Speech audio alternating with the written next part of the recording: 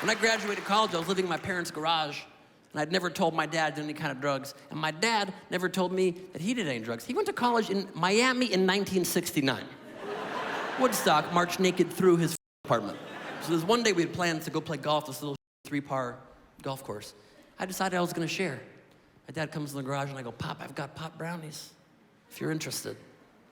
My dad gets real nervous and sweaty all of a sudden, and he goes, let's do that shit, baby. I don't know why he was calling me baby. It was like drug terminology, already shooting back from the 60s.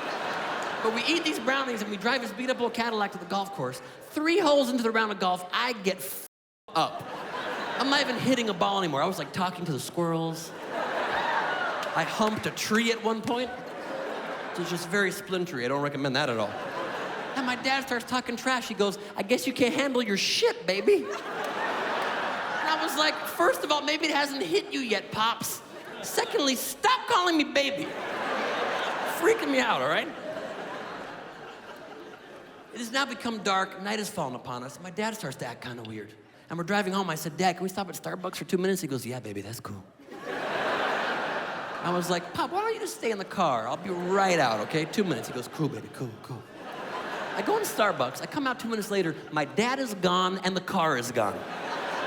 So I begin the 3-mile foot journey home. 6 blocks into my walk, my dad pulls up along real slow in the car, gets out and hears the exact words. He goes, Ben, I'm freaking out, man. Then he got weirder. He was like, I felt like I was floating above the earth, and it was like a grid. I didn't know how to find you or your mom or your brother. And I said, Dad, I have a question. Can I drive home?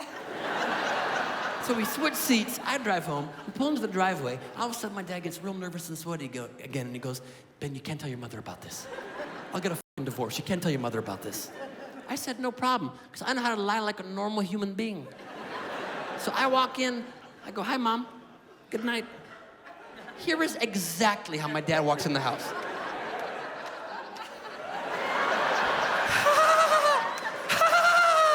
What?